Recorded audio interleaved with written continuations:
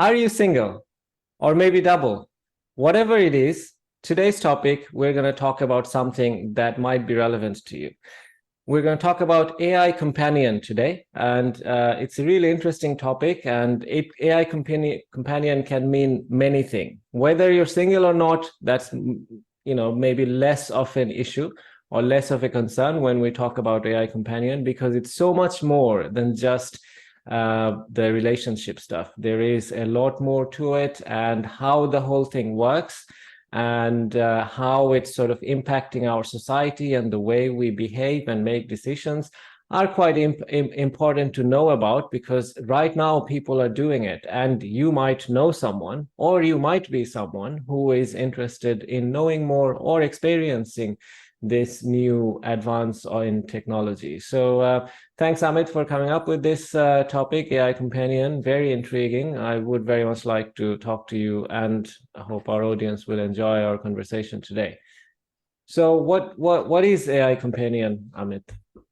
So thanks again, Rinat, for that great introduction. I couldn't have done it myself that well.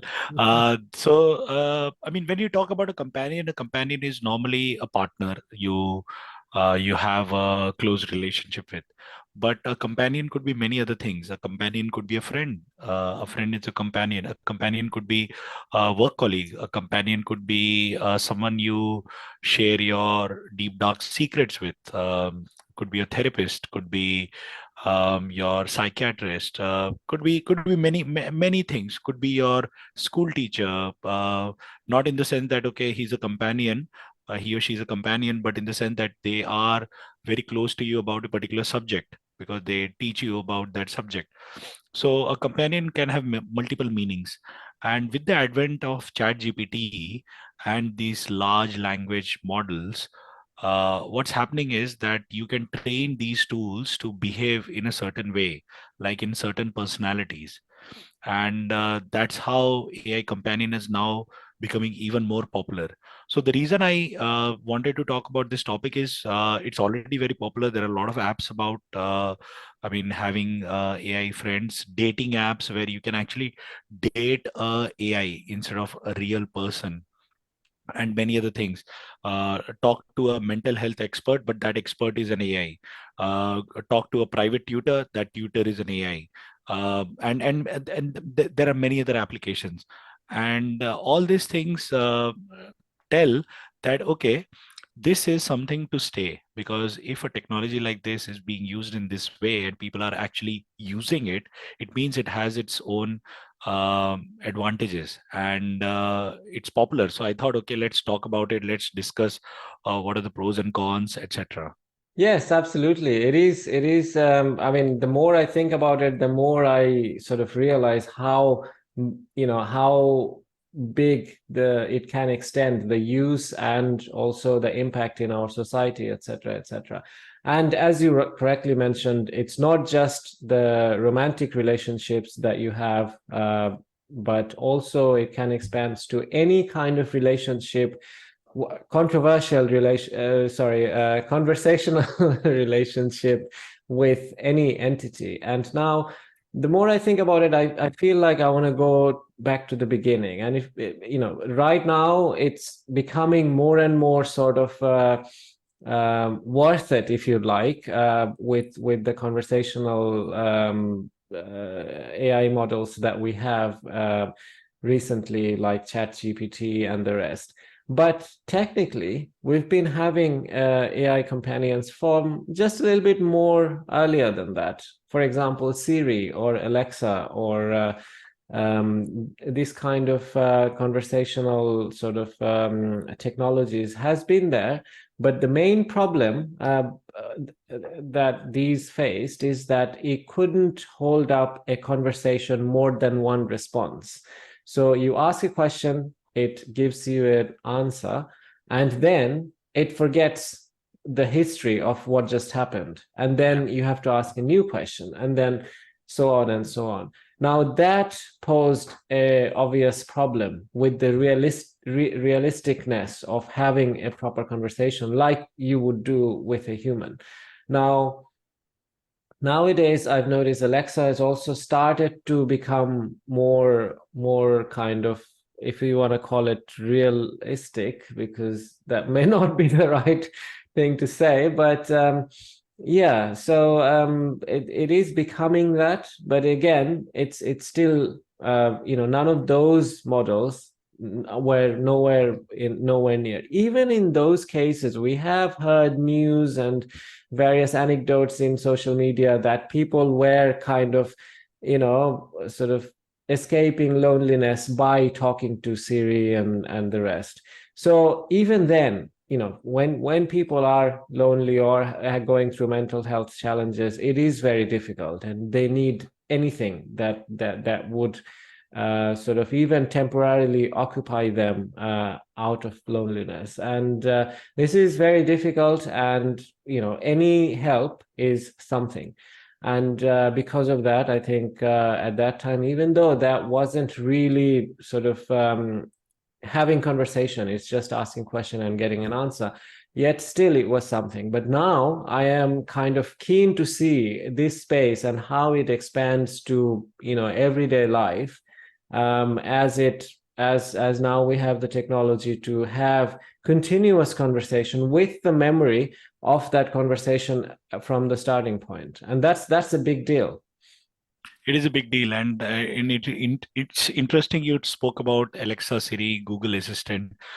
Basically, initially they were used as voice search, voice commands. So instead of doing a Google search through typing something on your computer, you do a voice search.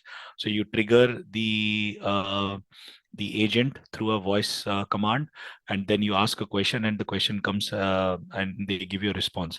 So now they're called voice assistants, because they can now assist you in doing certain things like switching off the light, switching on your TV, shutting your door, switching on the camera, etc., etc. So those have become voice assistants, and they are also like a AI companion, because as you mentioned, people find it comforting to talk to these assistant. There's actually a very old film that's called Her, Her, and that was about a character Yes, that speaks to an AI, I have not seen that AI. film. Yeah, it was very interesting, and the way how the whole thing turned out, as the computer used its like the the this power of sort of talking to, or sort of generating multiple responses like 1,000 times or tens of thousand times more, and it would get bored with just one person, right? So that was very interesting, and yeah, it's a good movie to watch if you are sort of thinking about. But again, it is fictional, and our current technology is nowhere near to that fictional scenario in the movie.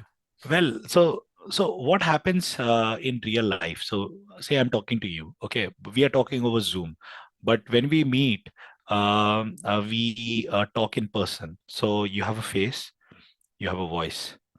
So even if I close my eyes and I listen to this podcast later, I can recognize that that's Rinat. So I can associate that voice with that person. And then you have a particular style of writing text. So you use certain words in your sentences. So that indicates that, okay, this is your style of writing.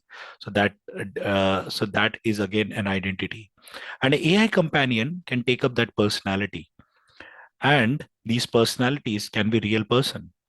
So I recently read again in one of the articles that I was reading that a TikTok influencer, what she did is she was getting a lot of requests from people to start talking to her. So she thought, okay, let's do an experiment. Let me train a AI model with my voice on thousands of questions. So thousands of questions were asked to her, and she responded using her voice. Okay. Now imagine you create a bot or chat application, okay, and you ask people to register to this chat application, and you get a private session with this TikTok influencer, and you talk to that person in their voice. So you ask a question and you get a response back in a WhatsApp voice message, not a chat, but a WhatsApp voice message. And then it feels even more personal. So now it's not about text. It's like in the movie Her, that now it's more personal. So now you connect more because now you have the voice. So you can keep listening to that voice, and that's the next level. And it's Absolutely, happening. absolutely.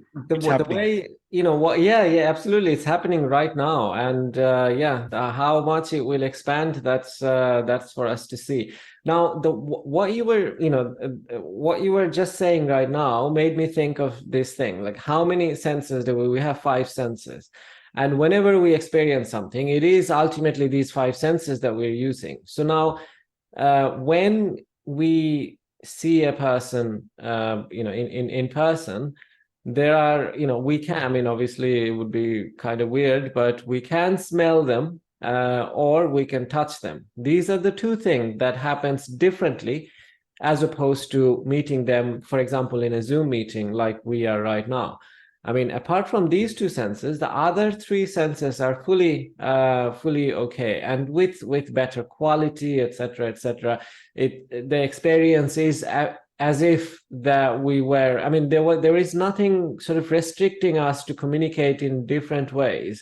I mean, there even the nonverbal communication, for example, hand gestures, or you could, with really good connection and really good sort of setup, you would even know whether if I'm nervous and if I'm breathing heavily, or my even the subtle changes in body language or expressions, etc.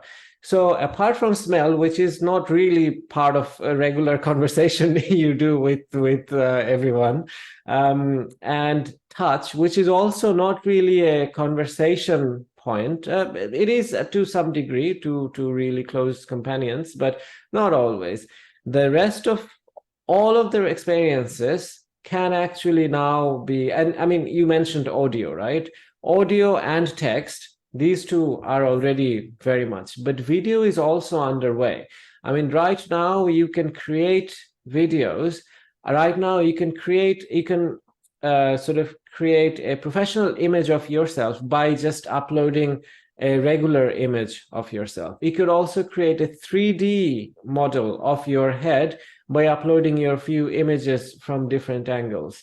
So the video part, and right now on kind of real-time video AI update is not there yet, as far as I'm aware, but manipulating videos with AI is also available in potentially with GPT-4. I think you can kind of, Manipulating it is video, there are, multimodal. Yes. yeah, so there are other tools like Runway ML, and they have Gen 2 model, and that can create a video from text prompt, or it Mm-hmm. takes an input video, and then using your text prompt, it edits that video in that style. So suppose you Yes. want a style of a video, so you upload a style, and then it will create the video from your text prompt in that style. And what you mentioned about the people now having a, what we call it, a digital avatar, right? So that Mm-hmm. digital avatar can be created now because you can scan yourself. So you can scan yourself using a tool of the whole face from all 360-degree, and even your body if you want, and you can then upload it on the internet, and you can then give your voice to it. And now if someone wants to talk to you, they can talk to your digital avatar. We discussed in the last podcast about digital immortality, like how a digital version is created of a person who's going to pass away, so that their relatives who are grieving can still be in touch with these people. And imagine now this can be replicated. So currently what's happening is, instead of a real avatar, like my holographic image or my complete self, it's a digital cartoonish kind of avatar. So like you have on the metaverse in the meta universe, so Horizon Worlds. So in that you have a digital avatar of Mark Zuckerberg, but that's not like the real person. It's like a cartoon character. So those cartoon characters are currently there on dating apps, and you can actually date these uh, avatars. Yeah, yeah, exactly. And yeah, I mean, the AI generated video content is already there. The only thing that isn't there, although I don't know for sure, it might just be there from yesterday or tomorrow. The only thing that isn't there is real time AI generated video content. So right now, I can't sort of just type and my AI avatar would be with you in a Zoom call. I don't know if that's possible just yet. But once that is possible, then that means digital communication with a sort of a AI being is very much possible to a degree that you are happy to do with a human. Like, we are talking right now at work. Most of us work from home nowadays, and many other things that we are doing are from, as long as if there is video there, it just completes the full circle. But even without the video, text and audio is already there, and a lot of people are sort of using it to have an AI companion. Absolutely. And I think, with the AI companion, we have to see that people are getting comfortable. As you mentioned, people are getting comfortable talking to this AI companion more so than a human being. So there are a lot of introverts, and especially people now who are so used to technology, they are more comfortable talking or sitting in front of a computer than actually sitting in front of a person. And that creates a whole different social dynamics, and these people find more comforting.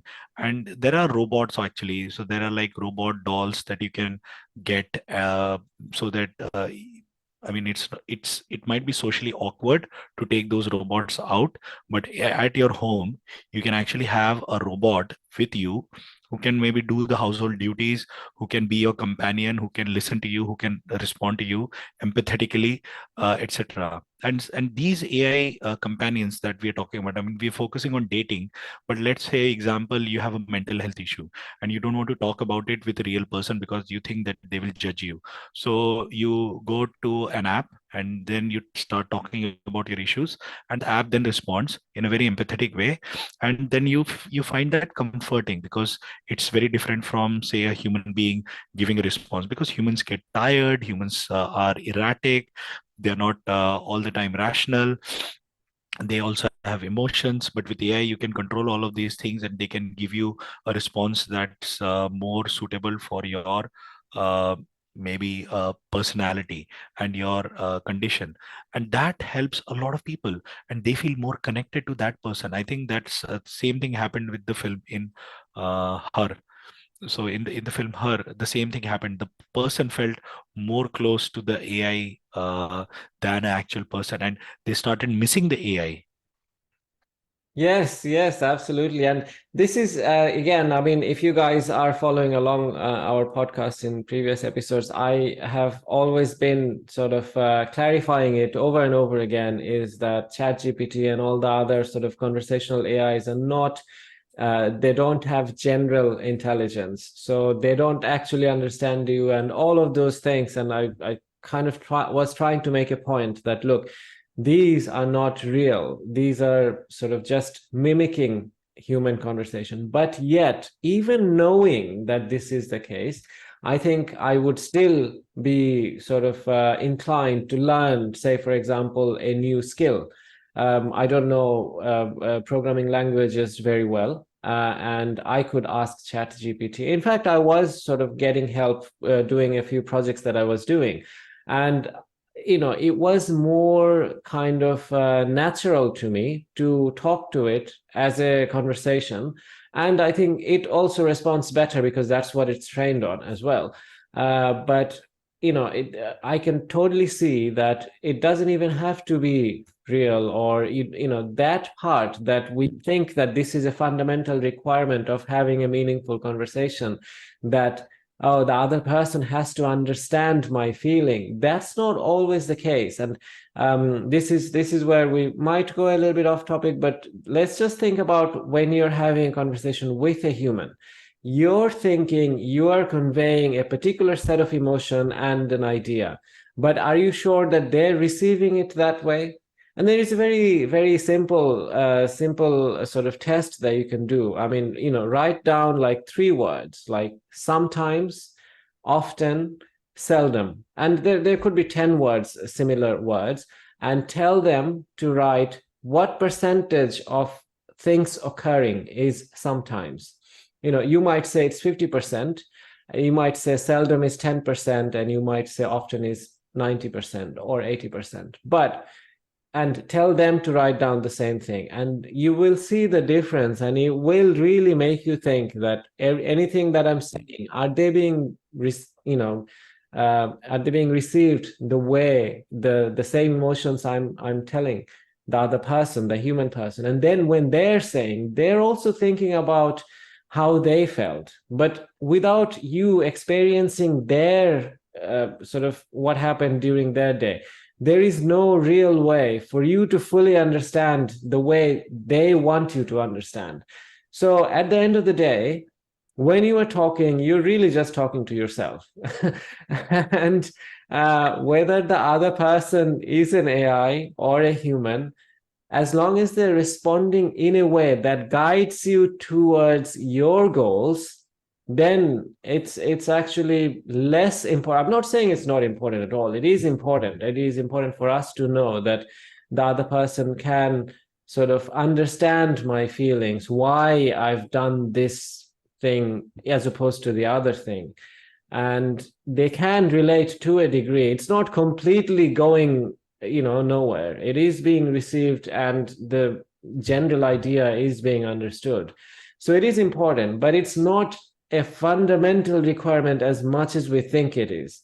And that's what I want you guys to sort of ponder about after you listen to us today, because it is an interesting way of looking at our interaction. That's a profound way. Even I was taken aback with that thought. Like, you're talking to yourself. I think when you pray, and I'm not a believer in God. So when you pray, you actually close your eyes and you talk in your subconscious mind, and you pray for something.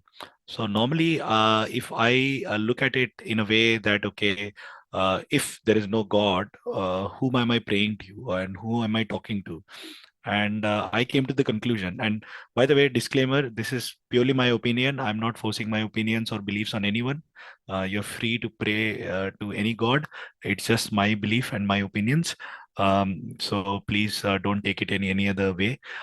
So when I pray and I talk to when I used to pray and I used to pray to a god, I realized that actually I am just talking in my head, and only I can listen to it. So basically, I'm talking to myself, as you rightly mentioned, that I'm just talking to myself and I'm calming myself, saying that things will be fine, things will be okay, you will get this, you will get that.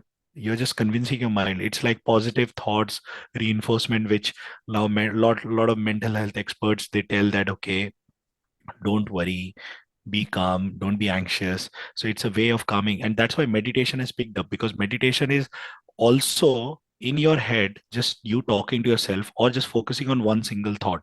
It could be breathing, it could be a game, it could just one single thought. You just focus on it, you calm your mind, you relax yourself, and then you just focus on it. So I think AI companion, yes, you're right, it doesn't have to understand what you're actually saying. It just have to give a good enough response for you to think that it understands you, and that's enough.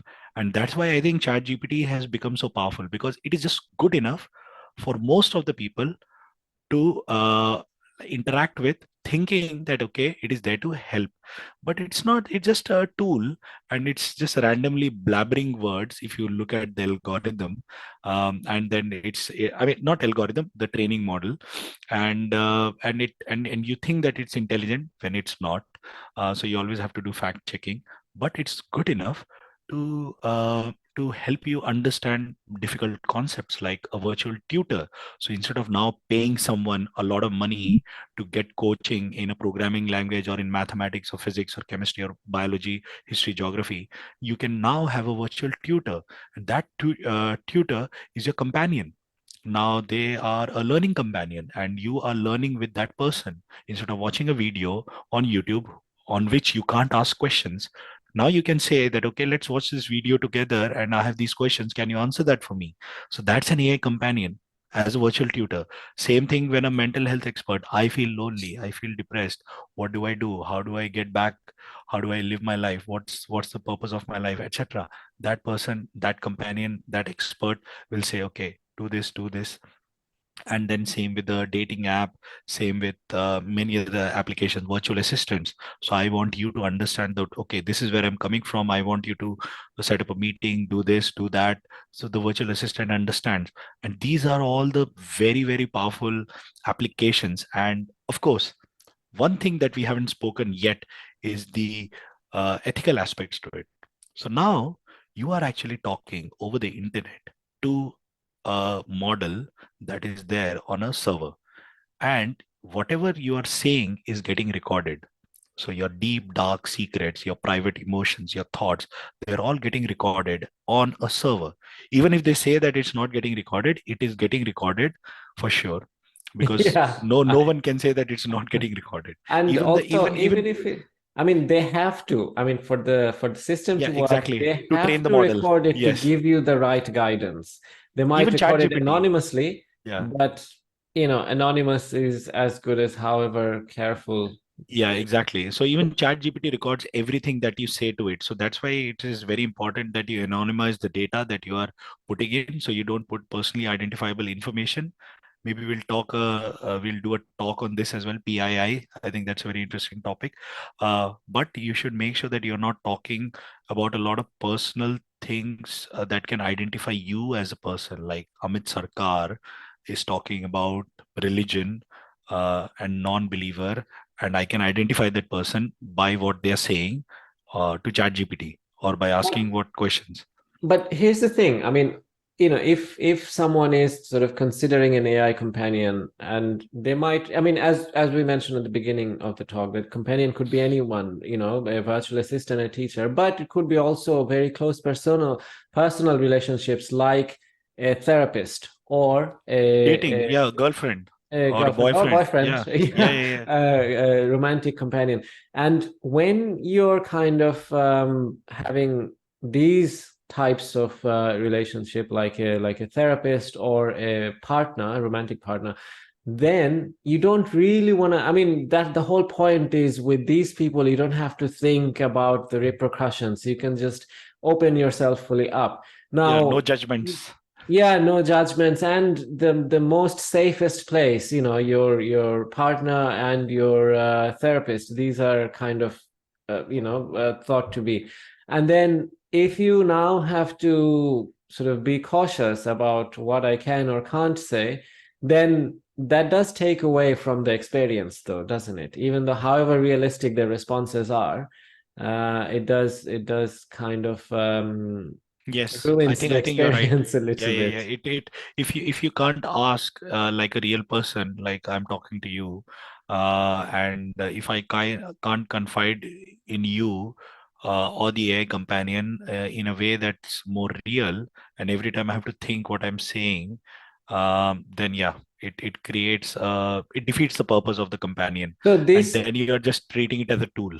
exactly. So now this is actually quite important and relevant now, and I think we should do another episode on this as well, which is how to create your own chat GPT. So this is something I think we should talk about in a later episode, because nowadays there are free tools available in GitHub, and I think as far as I could be wrong, but Facebook has also released a sort of a AI model that you can basically install it in your computer and then sort of train it with various data. Now, the first question, anyone who understands a little bit about AI, they would say that, oh my God, my personal computer doesn't have enough spec to run an AI model. You would need a graphics card this much, and it wouldn't be possible in personal computer. But that's a myth. I'm here to tell you in this episode, but we'll go into it in more detail in later episodes when I've kind of done it myself. I have that in my task list to do. But that's a myth. You can come to like as close to only 1% gap. You could come to 99% close to chat GPT level responses with using these free AI models that you can use it in your computer, in your personal computer or a laptop. And the level of closeness it will reach is, the difference becomes negligible. Even if it's not 1%, even if it's 10% difference, and you have 90% capability of an AI model, and then you can teach and you can sort of train it with the data that you would like to be trained on. So if you trained it, in generic everything first, and then you can give it specific data that you've collected about yourself, maybe your chat history, maybe your email history, and everything about you. So then it knows you a lot more. So, Yeah. or it could also mimic in a different persona that we discussed earlier today. So it is very much powerful, and I think that might safeguard you to keeping your data within your personal computing space. And that's why I thought it's important that we bring it up now, so you guys know that there is a way. And it is a little bit techy. It's not impossible. There are YouTube videos with step-by-step guides. But yeah, something that is possible and available right now. But we might want to do another top episode on this on its own. So the only thing or only drawback which I see with that is that you can't it's not portable. So you always have to have your laptop with you. But most of the people, Or they carry a smartphone. that is true. I don't think it's smartphones are powerful enough to do that. No, But smartphones are not powerful enough, but smartphones are there so that you can get an app which has these AI companions, and you can mhm. use those apps, log in whenever you want. Say you are in a meeting, say you're commuting, say you are in a cinema hall, say you are with a friend, say you're at a cafe watching or hiking. So you have the power wherever you have internet and whenever you have your smartphone with you, you can talk to that app instantaneously without like worrying about whether I have my laptop. And I think that's the power, right? I mean, we can do so many things on our computer, the laptop, everything, but the smartphone is the single most device that the person interacts with the most in a day. I mean, even if you have computers, you interact more with the smartphone than anything because it's portable.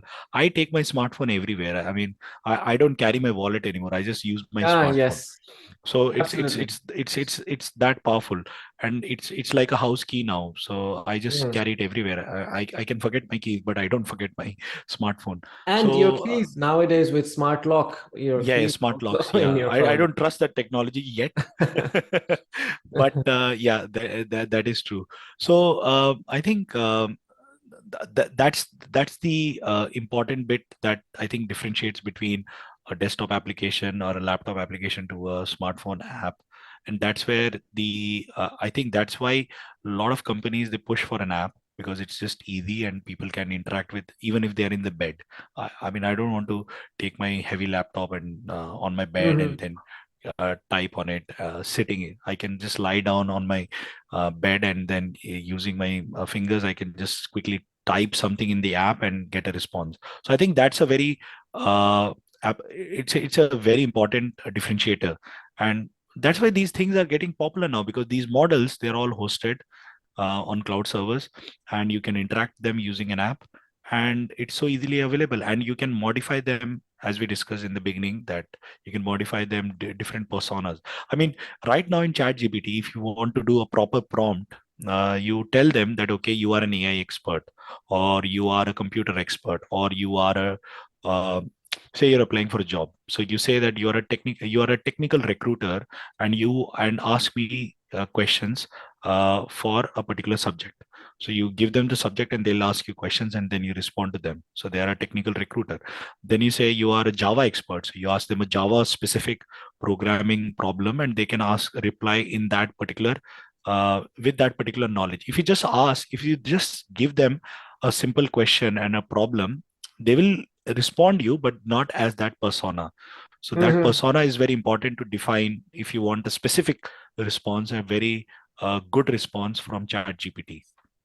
Yes, absolutely. And that then we delve into more into how to prompt it better in a way that you get the right kind of. And we were, I would tell you guys to sort of go check out our prompt engineering episode, because we've covered a lot more, and also some tips on how to prompt better to not just ChatGPT, but any of these conversational AI models, which I think that it might be really helpful in nowadays, even if you're at using it for job or just for fun. And that episode we cover a lot in terms of how to prompt better. Yeah, and I think if we come back to AI companion, it's not about prompting now. So it's not like you have a specific persona in mind. You are just talking to AI normally. You are not putting any context. You're just saying, okay, I just want to talk about this today. I want some help in that aspect, like we are talking on this podcast.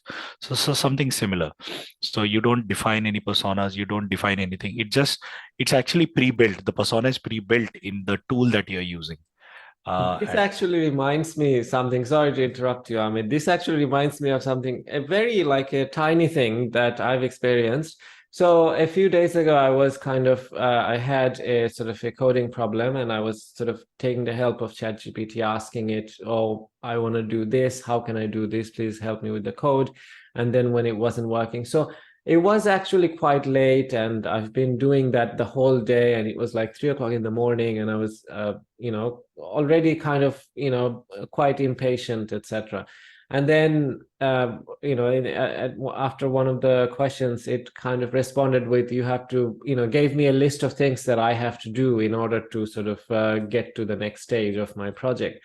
And then instinctively, I had this response saying that I'm tired, right? Like I didn't feel like doing all of those things, and I couldn't even feel like telling it that, oh, break it down in smaller chunks or whatever. I just wrote, I'm tired. And this is the thing, this is the best part of this kind of language model, which are not a specific specifically skilled. So straight away it responded with all the things that I can do to make me feel better. I could go for a walk, I could have a drink of water, and not just that, where else I could go to help, who I can call, and all of these things, which are actually quite helpful. And someone with yeah, what I can imagine, someone with mental health issues and loneliness and other kind of sort of need to converse, they would be so massively helped by such a tool, that it is amazing. And to be able to sort of tailor it to the persona that you would like to converse with, that is a huge ability. And I am, quite positive about how this technology will expand. very interesting because my wife did a similar thing. She asked a question, ChatGPT responded, and then she said, "Thank you." Ah, Like you right. would say, you thank someone, right, in the real world. So she Yes. responded thank you instinctively, and ChatGPT then responded, "Oh, it's a pleasure, this that." So it was really nice. Like, okay, ChatGPT understands what you're saying. I mean, of course, it's taking thank you as an input and trying to see what are the best output based on the training data But that it it's has. not that relevant whether it understands the Exactly, meaning of it's thank just you, good because enough. Yeah, yeah, it's yeah, I would say it's even more than good enough, because for you as